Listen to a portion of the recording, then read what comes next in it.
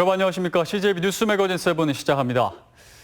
충주와 음성을 비롯한 폭우 피해 지역을 조만간 특별 재난 지역으로 선포할 것으로 보입니다. 정세균 국무총리와 이낙연 전 국무총리 그리고 주호영 통합당 원내대표가 피해 지역을 찾아 이구 동성으로 약속했습니다. 신규식 기자입니다. 폭우와 산사태로 사망자가 나오고 마을이 쑥대밭으로 변한 충주 엄정의 집중호우 피해 현장을 정세균 국무총리가 찾았습니다. 통상적인 복구 방법으로 또 이렇게 차근차근 하려고 한다면 십수년이 걸릴 겁니다. 그래서 재난 지역을 선포해 주시고 예산을 좀 지원해 주셔서.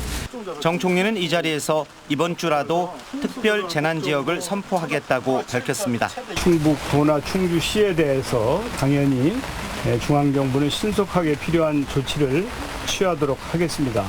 이에 앞서 더불어민주당 당대표에 출마한 이낙연 전 국무총리도 음성 감곡의 폭우 피해 현장을 방문했습니다. 그런 이전인들께 위로만 해드린다고 되는 게 아니에요. 눈앞이 보이게 해드려야 돼요. 집은 어떻게 하겠습니다. 언제까지 어떻게 하겠습니다. 미래통합당은 주호영 원내대표와 이종배 정책위 의장을 비롯한 10명의 국회의원과 당원들이 산사태로 엉망이 된 폭우 피해 주택에서 비에 젖고 땀에 젖는 하루를 보냈습니다. 일을 안 해보던 사람들이 와서 일한들 얼마나 그 일에 많이 도움이 되겠습니까만은 이분들의 고충을 이해하고 또 복구하는데 어려움도 우리가 충분히 이해하고 어떻게 도울 것인지 그 방법을 찾는 데는 많이 현장감이 도움이 될 거라고 생각합니다. 복구 현장 장대비 속에서 오간 이른바 수중 정담에서는 이제 땜질 복구는 그만두자는 게 결론이었습니다. 하나를 하더라도 다시는 똑같은 피해가 발생하지 않도록 완전한 복구가 이루어질 수 있도록 해야 된다고 생각하고, 특별 재난 지역은 복구비의 50%를 국비로 지원하고 세금과 각종 공공요금의 경감과 납부 유예 등 평소와는 다른 특별한 정책 지원이 이루어집니다. CJB 뉴스 신규식입니다.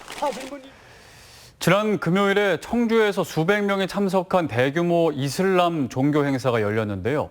일부 참석자가 코로나19 확진 판정을 받았습니다. 그런데 CJB가 입수한 당시 영상을 봤더니 코로나 방역 수칙이 제대로 지켜지지 않는 모습이었습니다. 안정원 기자입니다. 지난달 31일 청주의 한 공원에서 열린 이슬람 종교 행사입니다. 300명이 넘는 인원이 모여 방명록을 작성하는 모습이 보입니다. 하지만 2m 거리 두기를 지키지 않은 채 다닥다닥 붙어 앉아 있습니다. 대부분 마스크를 착용하고 있지만 상당수는 턱에 걸치고만 있습니다. 참가자들은 행사 후 음식물도 나눠 먹었습니다. 너무나 가까이 다닥다닥 붙어서 거의 방역 지침이 전혀 시청에서 나오셔서 이루어지지가 않고 마스크를 안 쓰신 분들이 꽤 있거든요. 지난 3일 청주에서 코로나19 양성 판정을 받은 우즈베키스탄인 2명이 확진 사흘 전 이 행사에 참석한 것이 확인됐습니다. 방역당국이 곧바로 음식점 등에서 이들과 접촉한 56명을 조사해봤더니 4명의 추가 확진자가 나왔고 1명을 제외한 5명이 이슬람 종교 행사장에 있었던 것으로 확인됐습니다. 양성 판정을 받은 4명은 지난번에 발생한 75, 76 확진자와 지난 1일 몽골 음식점을 함께 이용한 자로, 이들은 같은 집 또는 이웃에 살면서 일상생활을 공유해온 것으로 알려졌습니다. 특히 추가 확진자 4명 모두 무증상 감염자여서 지역 내 조용한 전파가 우려되는 상황입니다. 방역당국은 종교 행사 참석자 전원에 대해 검체 검사를 실시하는 한편 최초 감염원을 찾기 위해 역학조사를 벌이고 있습니다. 대구발 신천지 집단 감염 같이 청주시가 코로나19 재확산의 진원지가 되지는 않을지 지역사회 전체가 바짝 긴장하고 있습니다. CJB 뉴스 안정은입니다. 내년도 도내 초등교원 신규 채용 인원이 올해의 절반으로 줄어듭니다. 코로나 여파로 복직자가 휴직자 수를 넘어서면서 신규 채용 규모가 줄어든 것이 원인인데 채용이 줄어든 만큼 교대생들의 임용고시 부담은 커지고 있습니다. 김기수 기자입니다. 교육부가 내년도 공립초등교원 선발 인원을 사전 예고했습니다. 전국 3,553명 선발을 사전 예고했는데 충북에 배정된 인원은 75명입니다. 지난해 대비 절반이나 줄어든 겁니다. 충청북도 교육청은 코로나19 여파로 인한 경제적 문제로 휴직보다 복직 인원이 많아지는 역전 현상이 원인으로 추정하고 있습니다. 정해진 정원에서 복직 인원이 늘어나다 보니 신규 채용 규모가 줄어들 수밖에 없는 겁니다. 저희들이 당초 예상했던 그 휴직자와 복직자 이 부분에서 복직이 조금 더 많이 이루어지는 부분이 있고요. 결혼 요인이 결국 이제 생각보다 줄어드는 부분이 있습니다. 문제는 2024학년도부터는 도내 초등학생 수가 급격히 감소한다는 겁니다.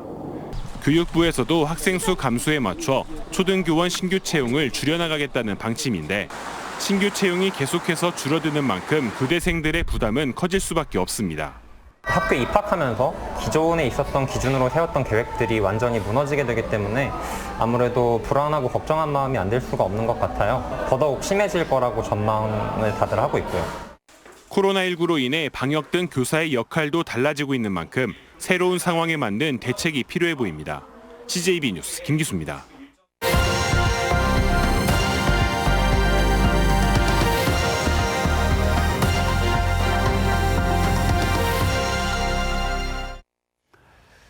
물폭탄이 쏟아진 천안은 주택과 상가, 전통시장 등 곳곳에 침수 피해가 잇따랐습니다.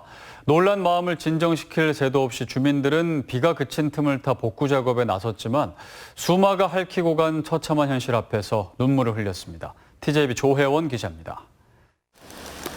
하루 사이 200mm 넘는 비가 내린 천안.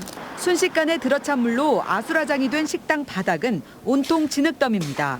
계산대는 물론 각종 식자재까지 진흙범벅이어서 어디서부터 어떻게 손을 대야 할지 도저히 엄두가 안 납니다. 무사히 대피한 것만도 감사할 정도로 다급한 상황이었지만 다시 일상으로 돌아갈 수 있을지 참담한 심정입니다. 열려가지고 내 키만큼 물이 솟더라고. 막 물이 일이 그냥 다 그냥 막 들이닥치는 거예요. 일이 그냥 막 말도 못하게 막 깊은 데로 그냥 야단난 거예요. 그냥 막. 젖은 옷가지들을 말려보지만 이미 상품으로 판매할 수 없는 지경. 대대적인 공사 없이는 가게를 다시 운영할 수 없는 상황이어서 경제적으로도 심적으로도 막막합니다. 생전 처음 겪는 일에 쉴 새 없이 눈물만 흐릅니다. 저희는 가게를 지금 정상적으로 운영할 수가 없고요. 공사를 다시 진행하지 않으면 영업을 계속 진행할 수 없기 때문에 이걸 어떻게 해야 될지 막막합니다. 삽시간에 덮친 빗물에 약국 곳곳은 아수라장으로 변해버렸습니다. 눈물을 머금으며 물에 젖어 못 쓰게 된 약들을 비닐봉투에 담아봤더니 여기저기 약이 가득 찬 봉투가 산적합니다. 한순간에 무릎까지 이렇게 확 차올라서요. 그냥 약국 안으로 쏟아져 이렇게 들어왔어요. 약국에 있는 물건들 중에 3분의 1 정도는 다 피해를 입은 것 같아요. 천안과 아산에서 주민 595명이 대피하는 등 충남에서만 어제 하루 620명의 이재민이 발생했습니다. 임시 거주시설로 자리를 옮긴 이재민들은 컵라면으로 끼니를 대신하며 비가 더 내리지는 않을까 뜬 눈으로 밤을 지샜습니다. 물이 그냥 갑작스레 한 20-30분도 안 차이 나죠. 금방 그냥 들이닥쳐가지고 걷잡을 수 없는 물이 그냥 침수된 거지. 그러니까 그래가지고 하우스가 완전히 한 50-60동 이상이 지붕도 안 보일 정도로 꽉 차 있었어요. 마을 곳곳을 휩쓴 수마의 흔적에 속이 타들어간 주민들은 복구에 안간 힘을 기울였지만 막막한 현실은 절망 그 자체였습니다. TJB 조혜원입니다. 최근 우리나라에는 기록적인 폭우가 쏟아지는 등 이상 기후가 빈번히 발생하고 있습니다. 이에 울산시 교육청이 학생들을 위해 기후위기 대응 교육센터 설립을 추진하기로 했습니다. UBC 윤주웅 기자가 보도합니다. 폐교를 활용해 운영하고 있는 울주군 서생면의 간절곶 해오름 야영장입니다. 울산시 교육청이 이곳에 오는 2022년 3월 개관을 목표로 기후위기 대응 교육센터를 건립하기로 했습니다. 초등학생들에 대한 환경교육은 비교적 활발하게 진행되고 있지만 입시에 치중하는 중고등학생의 관심이 떨어지는 만큼 이곳은 중고등학생 맞춤형 교육에 초점을 맞췄습니다. 울산시 교육청은 중고등학생의 많은 참여를 위해 주중이나 주말, 방학 프로그램, 그리고 1박 2일 체험 프로그램도 운영할 계획입니다. 운영 프로그램은 지구온난화와 에너지, 융합, 간절곶 생태와 문화 등 4가지 대주제를 중심으로 16개 소주제와 18개 체험으로 만들어질 예정입니다.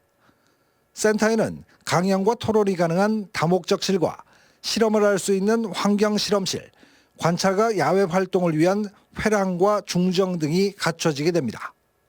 기후 재앙에 대한 경각심을 일깨우고 미래 세대인 학생들이 환경과 생명에 대한 책임 있는 행동을 할 수 있는 생태 환경 교육의 장으로 활용할.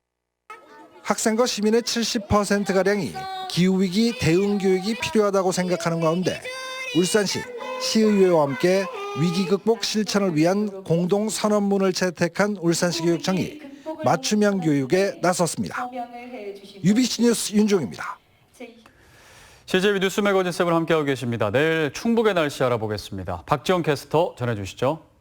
네, 길고 긴 장마가 이어지고 있습니다. 오늘도 낮 동안 시간당 20에서 50mm 안팎의 매우 강한 비가 쏟아졌는데요. 일단 지금 특보 현황을 살펴보시면 이 충북 전역에 호우특보가 내려졌고요. 오늘 밤부터는 강풍특보가 발효되겠습니다. 모레까지 우리 지역에서는 시속 35km 이상의 매우 강한 바람이 불겠는데요. 시설물 피해 없도록 주의를 하셔야겠습니다. 더 이상 내릴 비가 남아있을까 싶을 정도로 많은 양의 비가 쏟아졌는데요. 하지만 장마는 다음 주까지도 길게 이어지겠습니다. 일단 모레까지 예상 강우량을 살펴보시면 충북 전역에 100에서 200mm의 큰 비가 더 내리겠는데요. 현재 충북 전역에는 산사태 경계 단계가 내려져 있습니다. 또 곳곳으로는 피해 복구 작업도 이어지고 있는데요. 더 이상의 인명피해가 발생하지 않도록 대비를 철저히 해주셔야겠습니다. 날씨였습니다.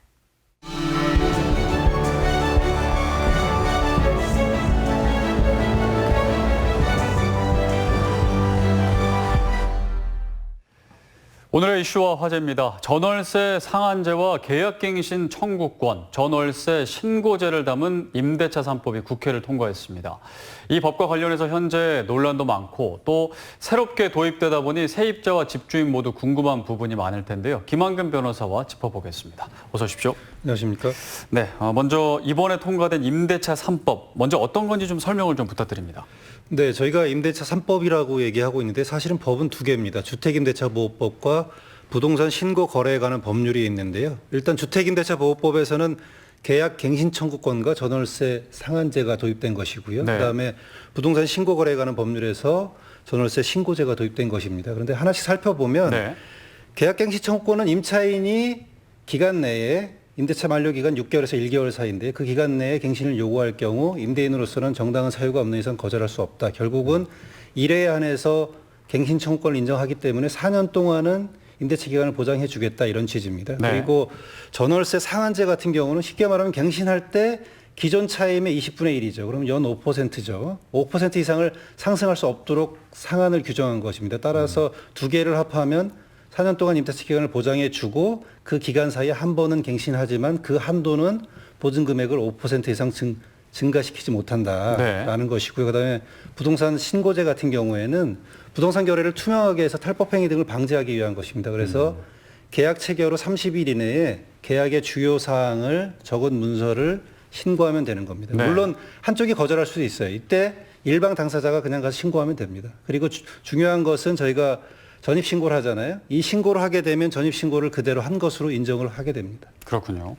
이 세 개, 전월세 상한제, 계약갱신 청구권, 전월세 신고제를 이제 임대차 3법이라고 하는데 지금 뭐 논란도 많습니다. 뭐 집주인과 벌써부터 집주인과 뭐 세입자 간의 갈등을 보도하는 뉴스도 많은데 일단은 하나하나 좀 짚어보기 전에 지금 이 법이 위헌 소지가 있다 뭐 이런 얘기도 있더라고요. 그런가요? 저희가 이 법 부칙에서 그렇게 규정하고 있어요. 이 법 시행 전에 체결한 임대차 계약을 갱신하는 경우에도 적용한다라고 되어 있습니다. 네. 그러다 보니까 과거에 체결됐던 임대차에도 소급 적용하는 것 아닌가. 그리고 내가 마음대로 지금 이미 체결했던 것을 갱신할 때는 제한을 받지 않아도 되는 것이 아닌가라는 의문이 있을 수 있는 것이죠. 네. 왜냐하면 제한을 받게 되면 당연히 재산권 행사에 제한을 받게 되고 또 중요한 것은 5% 상승률이 있지 않습니까? 그럼 그 상승의 폭도 제한이 된단 말이에요. 만약에 우리가 청주 같은 특정 지역에서 집값이 많이 올랐다 이거죠. 그러면 과거에 비해서 현재 임대차 계약을 갱신할 때는 한 30% 이상 금액이 증가될 수도 있는 것인데 전세금이? 예, 5%로 제한을 받게 되니까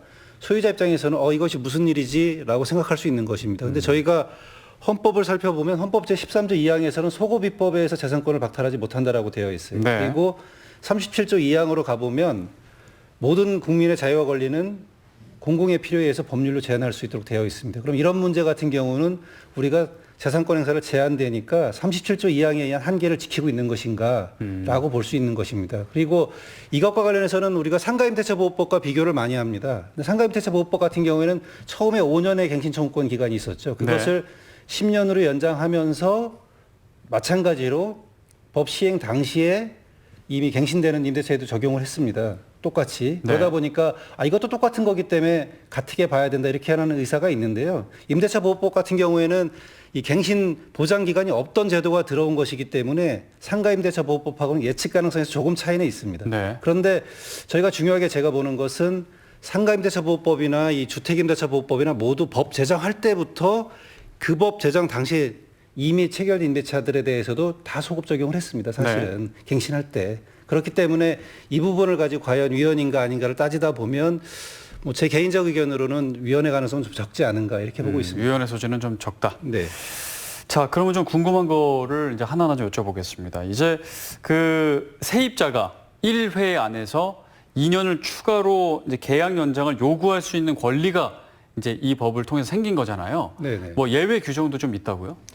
네, 그렇습니다. 일단 임차인이 계약 연장을 요구하게 되면 특별한 사유가 없는 한 거절할 권리는 없습니다. 그런데 그 예외적으로 인정하고 있는 사유가 되게 많은데 저희가 보면 기존에도 인정이 되던 것들입니다. 2기 이상의 차임 연체 아니면 거짓이나 부정한 방법. 그건 뭐냐면 임차인이 A라고 했는데 사실 가보니까 B였던 경우 뭐 이런 사례들이 있고요. 그다음에 임대인이 더 이상 안 되겠으니까 그에 대한 상응한 보상을 현실적으로 제공한 경우. 뭐 제공하겠다고 말만 한 경우는 안 되고요. 제공한 경우. 그다음에 임차인이 무단으로 다른 사람한테 다시 전대를 한 경우 아니면 임차인이 임차 건물을 사용하면서 고의로 파손하거나 훼손한 경우 그리고 임대인이 뭐 직계 존비속을 직접 자기가 살겠다고 하는 경우 뭐 이런 사유들이 있습니다. 그리고 그럴 기타 때는 그런 준하는 사유들도 있고요. 그럴 때는 이제 집주인이 갱신을 거절할 수 있는 거죠. 근데 이제 그럴 때가 아닌데 계약 연장을 이제 요구를 했어요. 정당하게. 그런데 집주인이 갱신을 거부를 하게 되면 어떻게 되는 건가요? 근데 법상은 거부할 권리가 없습니다. 그러면 임차인으로서는 사실은 그냥 갱신 청구권 행사한다고 통지하시고 2년 동안 거주하시면 되겠습니다. 그리고 그걸 임대인이 못마땅히 할 수도 있겠죠. 그렇다고 해서 함부로 그 임차인이 살고 있는 주거에 들어가거나 하게 되면 형사처벌, 주거 침입죄로 형사처벌 받을 수 있고요. 그리고 물건을 훼손하면 손괴죄로 처벌받을 수 있습니다. 따라서 거부하는 사례를 상정하게 되면 좀 곤란하지 않을까 싶습니다. 그냥 살면 되는군요. 네네. 자, 그리고 또 이제 임대인이 그 실거주를 하려고 하면 그 갱신을 거절할 수 있다고 제가 또 들었는데요. 그래서 지금 뭐 그와 관련해서 여러 문제가 또 나타나고 있습니다. 예를 들어서 이제 집주인이 세입자한테 위장 전입을 또 요구할 수도 있고, 실거주한다고 해놓고 본인은 실거주하지 않고 다른 세입자를 이렇게 몰래 구할 수도 있고, 뭐 이런 문제들이 나타날 수 있는데 어떤 문제가 좀 예상해 볼 수 있을까요? 저희가 실제 거주하지 않으면서 거주하는 것으로 가장할 것이라는 우려는 충분히 예상해 볼 수 있는 것 같습니다. 그런데 문제는 저희가 법을 처음에 지금 필요에 의해서 만드는 거 아니겠습니까? 그러면 이 모든 상황을 다 확실히 메꿔서 규정할 수는 없습니다. 그래서 차차 사실은 보완입법을 좀 해야 될 것 같고요. 지금 현재로서는 소유자가 그렇게 가장을 한다고 하면 그 허위로 거절한 것이잖아요. 그에 따른 손해배상을 할 수 있는 규정들이 3가지가 있습니다. 그중에서 가장 큰 금액입니다. 뭐 3기의 차임 아니면 그 거절하고서 체결한 임대차 계약의 2년 동안의 차액 아니면 내가 새로 중개를 하고 고가로 집을 이사하면서 들었던 추가 비용들을 손해로 청구할 수 있습니다. 이 중에 가장 큰 금액을 청구할 수 있기 때문에 소유자가 이런 걸 다 무시하면서까지 탈법행위를 할 용인이 있어야 되겠죠. 그러려면 엄청나게 큰 이익이 있어야 되는데 당장에 그게 쉬울지는 좀 의문입니다. 네. 근데 집주인이 위장 전입을 한다는 거는 뭐 어떤 경우를 얘기하는 건가요? 다른 사람이 들어와서 실제로 거주를 하지만 내가 주소를 거기다 옮겨놓은 거겠죠. 그러면 이제 실거주한다고 보이게 할 수 있는 거니까. 그렇죠. 예. 근데 이제 그렇게 했을 때는 실제 와서 현장 조사를 하지 않으면 그 부분을 알 수가 없잖아요, 저희가. 네네. 황수동 아나운서가 저희 집에 산다고 주소 이전하고 다 해놨지만 실제로는 살지 않고 있다. 뭐 이렇게 되는 거죠. 근데 그 부분을 육안으로 확인해야 되겠죠. 네. 그 부분에 좀 어려움이 있겠네요. 예, 물론 세대주로 등록을 해야 된다. 뭐 이런 조건이 또 붙을 수는 있겠지만요. 네. 자, 지금 이제 임대차 3법에 대한 얘기를 하고 있는데 지금 이미 세 개 중에 두 개는 시행이 되고 있는 거죠? 네, 그렇습니다. 네, 그러면 나머지 하나는 언제 시행이 되는 건가요? 이 부동산 전월세 신고제 같은 경우에는 시스템이 좀 준비가 필요해요. 전산 네. 시스템이. 그래서 저희가 시기로는 내년 6월쯤에 시행되지 않을까 이렇게 보고 있습니다. 네, 그러니까 지금 전월세 상한제 계약갱신 청구권은 이미 시행이 되고 있고 네. 전월세 신고제는 내년 6월에 이제 시행이 되는데 그러면 이제 법 시행 이전에 집주인이 전세 계약 연장을 이미 이제 거부한 상태라면 지금 이제 시행 이후에 세입자가 연장을 또 원하면은 그 연장이 되는 건가요? 그 부분과 관련해서 충분히 논란이 있을 수 있기 때문에 법 부칙에서 규정을 하고 있습니다. 논란을 좀 해소하기 위해서인 것이죠. 그래서 6개월부터 1개월 전 사이에 갱신 거절의 의사를 표시했어요. 임대인이 기존 법에 따라서. 그 이후에 제3자와 실제로 임대차 계약을 체결했다라는 사실이 입증이 되면 임차인으로서는 갱신 요구를 할 수가 없습니다. 반대로 당연히 거절의 의사만 표시했지 실제로 제3자와 임대차 계약을 체결한 사실이 없다면 임차인으로서는 갱신 거절에도 불구하고 법 시행에 맞춰서 갱신 요구 청구권을 행사할 수 있게 되는 것이죠. 새로운 세입자와 계약을 안 했다면 충분히 이제 계약 갱신 요구를 해서 받아들일 수가 있는 거군요. 네, 그렇습니다. 자, 그리고 이제 세입자가 추가로 그러면 2년을 더 요구할 수 있다고 했는데 그럼 언제 요구를 해야 되는 건가요? 갱신 요구 청구권은 행사 요건이 있습니다. 임대차 기간 만료 전 6개월부터 1개월 사이이기 때문에 법 시행 후에 임대차 기간, 기존 임대차가 한 달 이상의 기간이 남아 있다면 행사할 수 있습니다. 그리고 기존에 묵시의 갱신을 통해서 4년이든 6년이든 살았던 분도 사실은 이 법 시행하면 적어도 한 번은 갱신 청구권을 행사할 수 있다고 보시면 됩니다. 네, 이제 한 달 전에는 무조건 해야 된다. 그렇게 알고 있으면 되겠군요. 그리고 12월 10일에는 개정이 됐어요. 이 법이 지금 개정이 돼 있는 상태라서 12월 10일을 기준으로 해서는 그 이후에 하시는 분들은 2달 전에 하셔야 됩니다. 6개월부터 2달 사이로 올해 12월에 또 개정이 돼서 이미 개정된 법이 있고요. 그게 시행되는 시점이 12월 10일이에요. 그래요. 그러면 그래서 그때는 6개월에서 2개월 사이로 기준이 좀 바뀝니다. 그럼 2개월 전에는 무조건 연장을 하고 싶으면 미리 얘기를 해야 되는 거죠. 그렇죠. 미리 얘기해야 됩니다. 네. 그리고 또 이제 궁금한 게 아직 이제 전세 만기가 남아 있는 상황에서 전세금을 이제 5% 인상하는 것으로 계약을 한 경우 그러면 이제 시행된 법에 의해서는 5% 이하로 해야 되잖아요. 그렇죠. 바꿀 수가 있나요? 네, 바꿀 수 있습니다. 지금 저희들이 이 부분도 좀 임대인들이 빨리 요구해서 높은 가격으로 갱신 계약을 체결할 수 있는데 충분히 그런 상황이 있을 수 있습니다. 그런데 이 시행 이후에 계약갱신 청구권의 요건에 해당하는 임차인들께서는 이 임대차보호법에 적용을 받기 때문에 주택임대차보호법에서는 임차인에게 불리한 계약은 무효라고 되어 있습니다. 그리고 또 하나 중요한 건 10조 2에서는 증액비를 초과하여 보증금 등을 증액했을 때는 그 차액을 반환 청구할 수 있다 이렇게 규정되어 있습니다. 따라서 이 법 시행 이후에 적용하는 임대차에서는 그 규정들이 그대로 적용되기 때문에 5% 초과한 경우에는 갱신 청구권을 행사해서 그 미만으로 낮춰달라고 요구할 수도 있고요. 아니면 본인한테 유리하다고 생각하시는 분들은 이미 갱신 합의를 했잖아요. 쭉 2년을 유지하시고 그 후에 갱신 청구권을 다시 행사하셔도 됩니다. 그렇군요. 그러니까 본인이 선택하시면 돼요. 네, 둘 중에 하나를 선택하면 되는군요. 네네. 자, 그리고 이제 현재 전월세 전환도 좀 논란이 되고 있습니다. 이제 임대인들이 전세에서 갑자기 이제 월세로 전환하겠다. 세입자들한테 이렇게 얘기를 하는 거예요. 그것도 가능한 건가요? 뭐 원칙적으로는 안 됩니다. 법 시행 이후에는 임차인의 동의가 있어야만 가능하고요. 그리고 계약갱신 청구권을 행사하게 되면 조건이 그렇습니다. 전 임대차와 동일한 조건으로 계약한 것으로 보게 돼 있습니다. 그런데 이것을 전세를 월세로 전환하게 되면 임차인에게 불리한 계약이 될 가능성이 높기 때문에 그 자체를 무효가 되겠죠. 그러면 결과적으로 임차인의 동의가 있어야 되고 동의가 있다고 하더라도 사실은 전환 비율이 법에 규정이 되어 있어요. 두 가지가 있는데 그중 하나가 적용될 것이 명백합니다. 10%가 적용되지는 않을 것이고요. 기준금리 플러스 3.5%입니다. 그러니까 4% 한도가 정해져 있는 것이죠. 따라서 이 부분을 딱 정해져 있기 때문에 법이 적용되는 상황에서 월세를 전환하는 것이 그렇게 뭐 쉽게 되지도 않을 것이고 전환한다고 하더라도 임차인이 동의하지 않으면 4% 한도를 지키기도 어렵습니다. 그렇군요. 자, 오늘 뭐 이제 임대차 3법과 관련해서 여러 가지 또 궁금한 부분, 또 논란되는 부분에 대해서 얘기를 해봤는데 이제 초기에는 좀 논란이 있지만 보시기에 어떻습니까? 시간이 지나면 좀 자리를 잡을까요? 아니면은 더 논란이 커질까요? 근데 이 법 조항은 과거부터도 필요는 했던 조항입니다. 그런데 저희가 이렇게 무리를 하면서까지 급하게 도입을 하게 됐던 이유는 부동산 가격이 비이성적으로 폭등했다는 데 주된 원인이 있는 것이죠. 그래서 정책의 필요성이 더해진 것인데 만약 부동산 관련 다른 법들로 인해서 저희가 지금 현재 부동산 가격 폭등되는 것이 안정화되고 그에 맞춰서 수요와 공급이 조절이 충분히 된다면 이 법 자체가 크게 문제가 되지 않을 소지는 많습니다. 왜냐하면 부동산 공급이나 수요가 안정이 돼 있으면 그 사이에 가격이 이렇게 폭등할 이유가 없기 때문이죠. 그러니까 네. 2년 기준으로 해서 부동산 가격이 5% 이상 폭등을 해서 그에 따라서 전월세 보증금을 그 이상 상승해야 될 요인이 별로 없어진다는 것입니다. 특별한 국한된 개별적으로 국지적으로 개발 소유가 없는 이상은. 그래서 네. 일반적인 사례에서는 부동산 정책이 안정화되면 이 법도 충분히 안정화될 가능성이 있다 이렇게 보입니다. 네. 여기까지 짚어보겠습니다. 김한근 변호사였습니다. 감사합니다. 네, 이상으로 CJB 뉴스 매거진 7 1부를 마칩니다. 잠시 후 2부로 이어집니다.